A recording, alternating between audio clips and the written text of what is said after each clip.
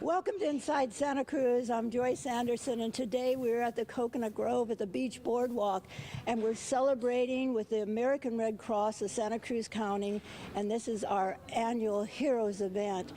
8 years ago, we went to Sonoma, and I went with Lee Duffus and myself and Diane Bianconi, who isn't here today, but we decided that we could do it. Lee, with his connections with Bob Swenson and the Rebels.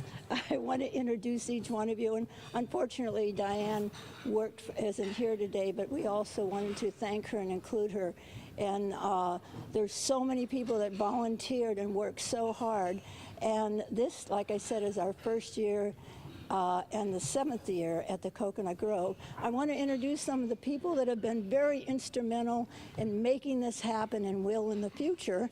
We have here Sonia and her husband, Reese, who had worked so diligently on the script. Say your name, please. Sonia Reitz. Al Reitz. And here we have Lee Duffus. He is a former board chair and has contributed so much to our organization. It's great to see this grow to this level. It's really wonderful. Yeah, and this is what's been the most important part, besides the growth. Well, just year after year, we see these wonderful people, ordinary people from our community, who stepped up to the plate when they needed to. I know. Celebrating the heroes in our community is the important part and what it's all about. We have our current retiring chair of the Heroes Committee. This is a committee that is run by volunteers, and you are? Celeste Farola. And we have Joya Gandhi, who is co-chair. She co-chaired several years, worked so beautifully, and made this script possible. Thank you, Joya Conke. And we have our new chair of the committee for next year. Cynthia Johnson. And of course, we have the wonderful Patsy Hernandez. Gasca. Now she's married, but she has been with our organization, the American Red Cross, for how many years, Patsy? 23 years this year. 23 years. And congratulations on everybody and all the people in disaster that make this possible. And you are? Krista Ward. And Krista has worked on our committee how many years now? Oh, I've been at this chapter for about 4 or 5 years. 4 or 5 been years. with the Red Cross 17 years. All right. Congratulations on that. And we have our current board chair, and want to thank you, Chris. Chris Mafia, and I want to thank you, Joyce. This event has been wonderful to work on. I've been working on it for the last 6 years. Celeste has done a fabulous job, and I know Cindy is going to carry on that tradition. Right. So I want to thank each and every one of you. All the individuals here are just a few of so many that make this possible. So right now we are going to show you our heroes from this year's program.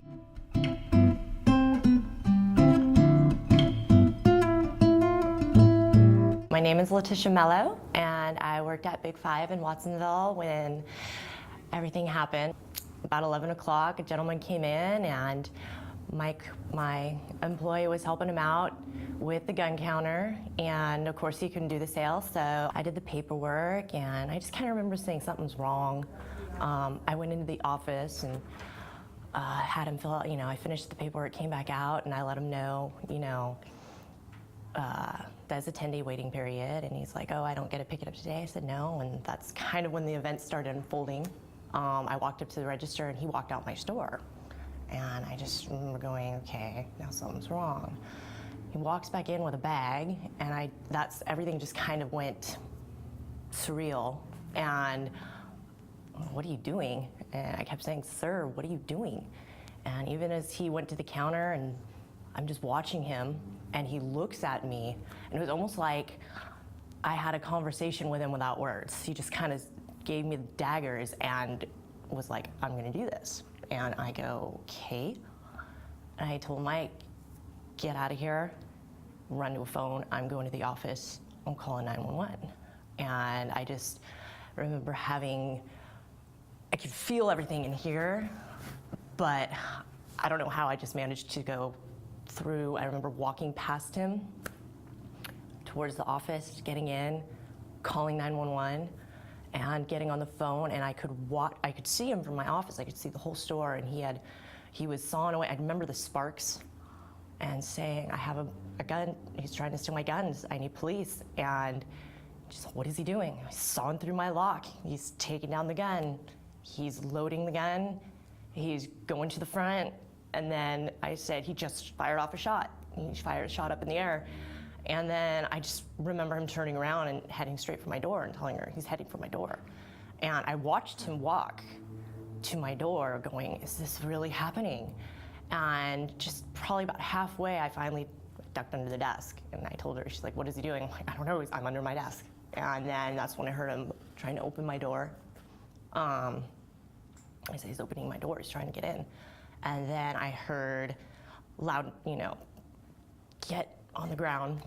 And I thought he was talking to my employees. And then I heard him fire another shot. I heard another shot. And I thought he had shot my employee. And that's when I just kind of, okay, God, it's your turn. I don't know what else to do. What do I need to do next? And I just remember praying that everything was okay. And then the 911 operator said, everything's okay. The officer's he's down. He's gonna knock on the door. If it wasn't for them, I wouldn't be here. My daughter wouldn't have a mother, my family, wouldn't have me. I wouldn't be able to live life the way I am. I love my life. I am so thankful that I am here. I'm glad that the officers were safe. I'm glad I finally got to meet them, because if it wasn't for them, I wouldn't be here. My name is Donnie Thole. I'm a detective with the Watsonville Police Department. And my name is Zane OT. I'm a retired master officer with the city of Watsonville. On June 7th, 2011, shortly after 11 in the morning, we received a radio call at the Big Five in the city of Watsonville for an armed subject inside the store. I heard over the police radio that the subject inside the store had armed himself with a shotgun and barricaded the front doors closed. As I was pulling up to the Big Five, over the radio I heard that the subject had actually fired off a round inside the store and that the manager had barricaded herself inside her office. Once I arrived, I approached the front of the store. As I got to the window, I looked in, I could see a person standing by the front counter. I went to the front door, pulled on it.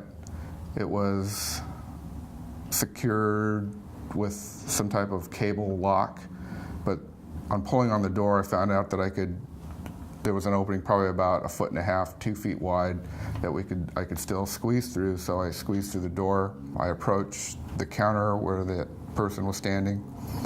I could see as I got closer that he was holding the shotgun down below his waist. I started giving him orders to drop the gun, at which point he was non-responsive. He just looked at me, and at that point took the appropriate action based on our training. I'd like to thank the Red Cross of Santa Cruz County for the recognition. Hi, my name is Jenna KSenia. I'm a Deputy Probation Officer, Santa Cruz County. I'm currently assigned to an intensive caseload. I work with juveniles, high needs, high risk, young people. I'm assigned to the critical incident team, also doing Boston interventions with young people that are gang affiliated and are really needing support. And I also am the soccer coach, program director of the Azteca soccer team. So I'm from Watsonville, born and raised. I grew up on a small strawberry farm with my siblings and my mother. Our family was really affected by some really devastating things, domestic violence, drug addiction, incarceration. And I grew up in a family where I was really sad most of the time. I became homeless at a very young age, and when I was growing up, I remember asking God and praying to God, really, why is this happening to me? And I had some mentors in my life that really took me by the hand, 2 teachers, an athletic director, and a counselor, and really inspired me to be successful, and continually told me positive things about myself, that I could make it. And I started working with 5th graders that were identified by the school as high risk and at risk of being involved in gangs, and doing health education with them, and then anger management, and moving into the schools, and really a well-rounded picture of services to the Pajaro Valley community. In really working with the community and understanding what the needs are and the passion of the community, and how soccer affected me in my life and really supported me in being successful. 4 years ago, I started the Azteca soccer team, and I started as a volunteer and really started with 8 young men that wanted to play on a soccer team. We got 3 adult mentors to help support the team, and we started teaching them soccer skills, but it wasn't only about soccer skills, it was about conflict resolution and anger management and making better choices, and really being able to see each other as people and not as rival gang members. The youth continue to inspire me to continue to do this work. It's really, really hard, but we're able to continue because we have some great adult mentors that help us with the program.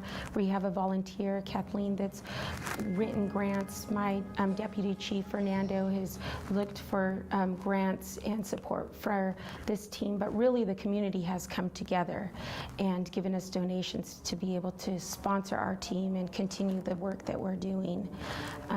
It's been an honor really to be chosen as a hero. When I think of heroes, I think of the people that have inspired me and helped me to be successful. I want to thank Red Cross, my family, and all the people that continue to inspire me and support me in the work that I'm doing. Thank you so much. Hi, I'm Sharon Tapper. I've been a physician here in Santa Cruz County for over 20 years. I am very interested and have been interested for a very long time in patients facing serious illness and those near the end of their life. About 10 years ago, I got involved with hospice, our local hospice of Santa Cruz County, and was on their board. After that, I became a medical director for the organization. In 2004, I started the inpatient palliative care program at Dominican Hospital, and we see about 700 patients and families a year there now. And then last year, as part of the Palo Alto Medical Foundation, I started the outpatient palliative care and support services. Last year, we served over 300 patients and families, and that program will be expanded to the Palo Alto and Mountain View regions this year. I'm very proud of that work. A lot of people ask me, what is palliative care? Palliative care is a medical specialty, just like cardiology or oncology, and we are there to help patients and families with serious illness. We are an extra layer of support for those patients and families.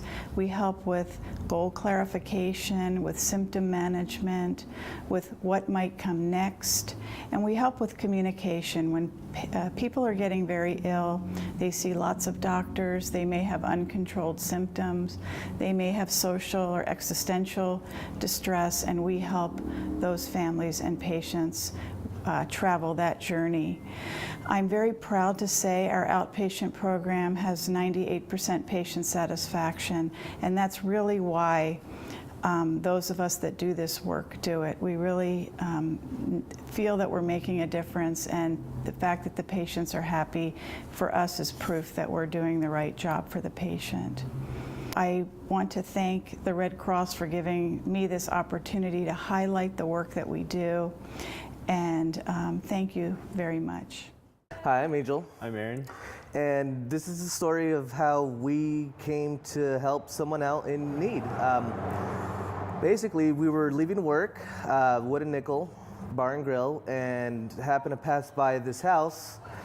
Erin here noticed flames in the window, so at that point we all got off, ran over here to these doors, and proceeded to bang on the doors, trying to wake everybody up. Nobody answered, so Erin here, being the bigger guy, had him kick down the doors, and started on the first one, did the second one, noticed that it was just the the garage down here.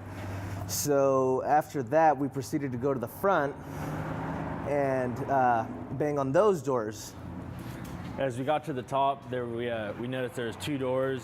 One door that was the original unit that was on fire. Angel proceeded to bang on that door, and no one was answering. So Angel went ahead and kicked down the first door, which a female resident lived in. That was asleep on the couch, and Angel told her to leave her residence because it was on fire, and she tried to run outside and in a attire that wasn't really appropriate, and Angel had to tell her to put clothes on and get out and make sure no one was in the house. And as Angel was talking to her, I went and started banging on the second door, and a gentleman answered and wouldn't come outside because he thought we were there to rob him. And I was trying everything I could to let him know that it was on fire and he needed to get out. And it's not the best of neighborhoods, so I could definitely understand why he didn't want to go ahead and come out. But yeah, we told him, hey, the longer you stay in there, the more smoke you're going to smell. Eventually you'll get the idea, hey, it's time to get outside, man. So he cracked his door open a little bit and saw about 3 feet of smoke billowing out his neighbor's front door, and he grabbed his stuff and ran out as soon as he could. And then the fire department and law enforcement showed up, and they ran upstairs and tried to see if anyone was inside, and we told them that no one was inside other than dogs. And so they went ahead and ran down the stairs, and one of the officers handed me his flashlight, and I went in on my hands and knees looking for the dog, and I ain't find it, but it ended up running out on its own. So all this happened at about 2:30 in the morning after coming home from work. We'd just like to thank the Red Cross for acknowledging our actions that night. Thank you. My name's Hannah Rose Nevins, and I am a professional seabird biologist. I'm also a teacher at Cabrillo College, and I work out at Long Marine Lab at the Department of Fish and Game Marine Wildlife Veterinary Care Center. And this is my husband, Josh. Hi, my name is Josh Adams. I'm a seabird biologist with the U.S. Geological Survey. Our careers both started pretty much simultaneously when we met at UC Santa Cruz as young biologists, and from there both of us have gone on to work on remote islands in Alaska and northwestern Hawaiian Islands, where we're exposed to conservation issues, species extinctions, conservation crises with different species, and learn to understand those systems and then also to apply our knowledge towards conservation. And from Alaska and Hawaii, we traveled on to Antarctica and places as far away as New Zealand, where I've just returned from a project where we both have put a lot of effort into restoring habitat on really important islands in southern New Zealand. One of the great things about living in the Monterey Bay area is the diversity of marine birds and mammals that are here. It's such a rich place, and these species are coming from various communities throughout the world for these rich resources.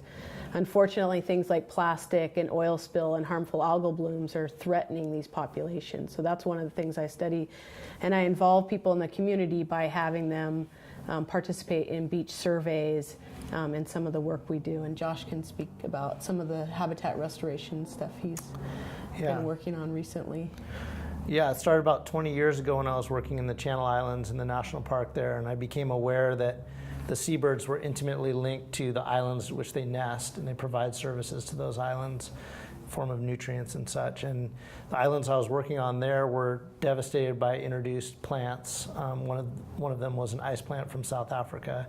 And so I worked with a group of people to remove those plants and restore the islands with the native plants that would have been there before we put ice plant there. And that has spawned another project here locally in Santa Cruz, where a large group of us, educators, scientists, and community members have worked with the city to start to restore sections of Westcliff Drive, which is pretty much 99% ice plant.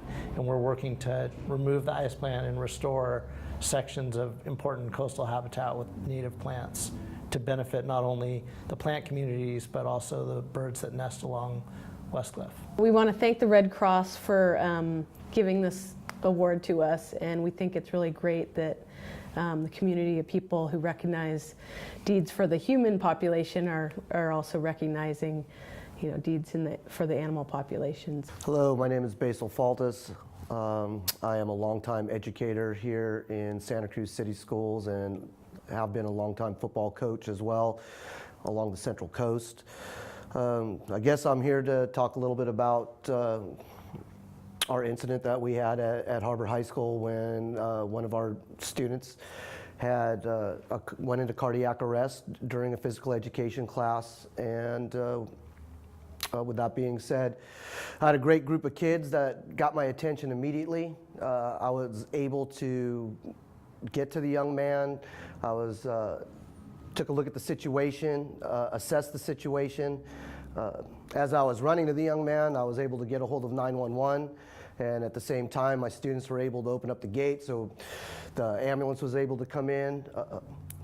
Quite frankly, all the stars aligned, and we were quite blessed. I also want to thank the EMT, but most importantly, our fire paramedics. They brought a lot of calm to a situation when they arrived. I've got the utmost respect for them, and I appreciate the support that they've given me. I want to thank the Red Cross for this honor.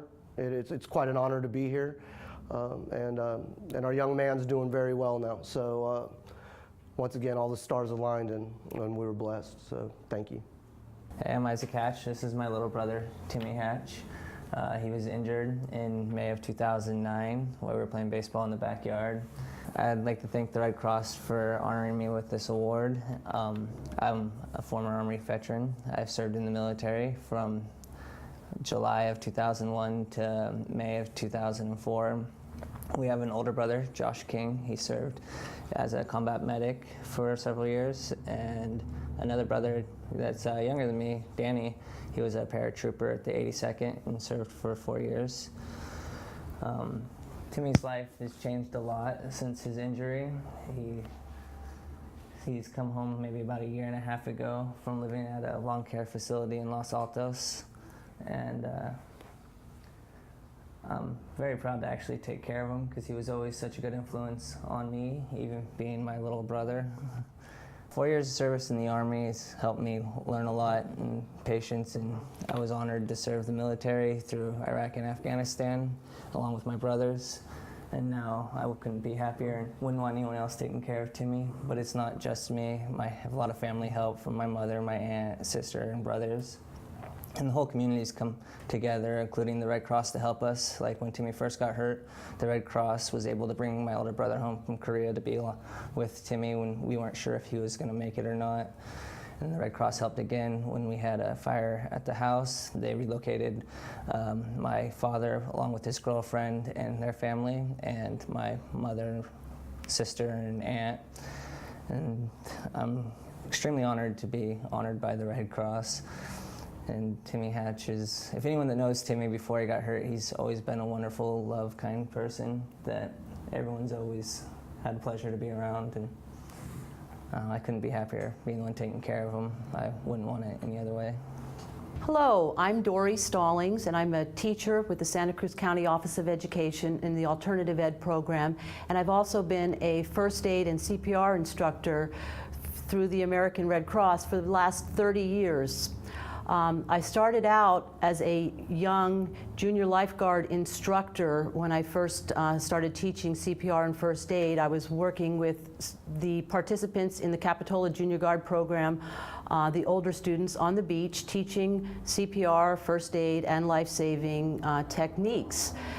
As I continued to do that, I broadened my participants into the alternative education venue, where as a teacher I included CPR and first aid instruction in my health and science curriculum.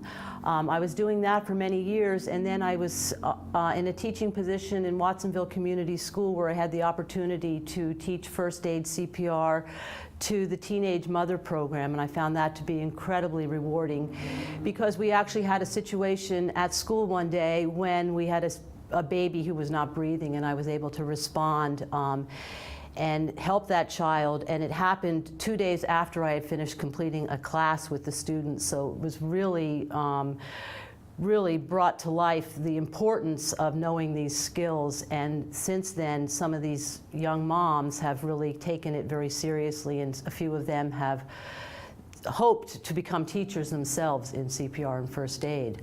The Capitola Junior Lifeguard Program was a wonderful place to teach this because many of these participants went on to become lifeguards and continue to teach it as well.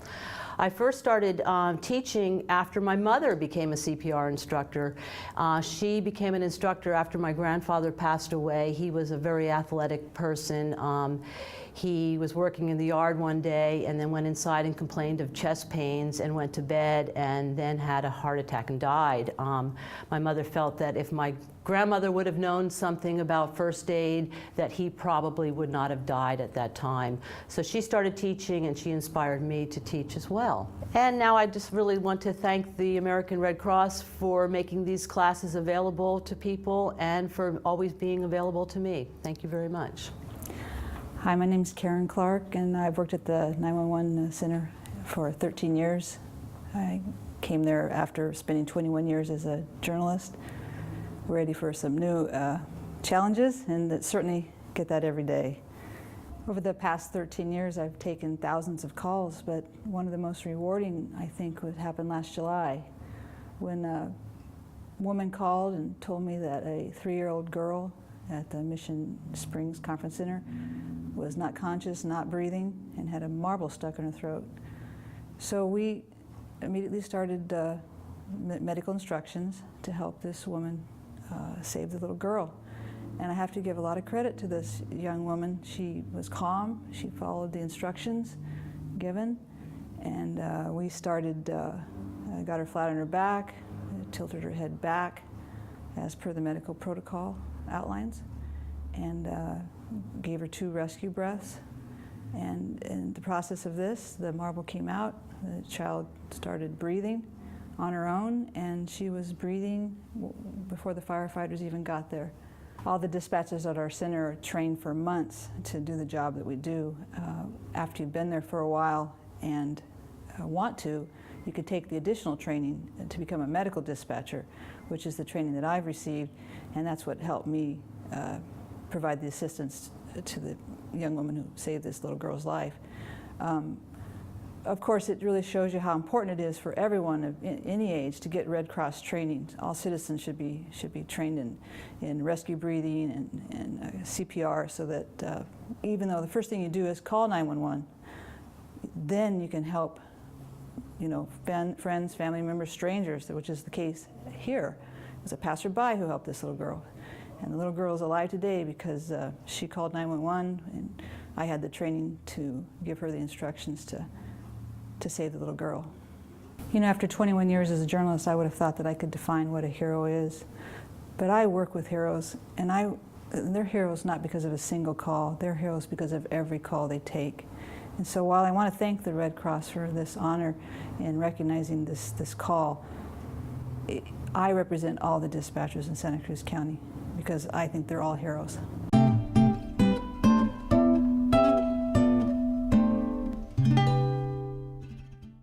We want to thank you for watching Inside Santa Cruz, and thank you and congratulations to all our heroes this year.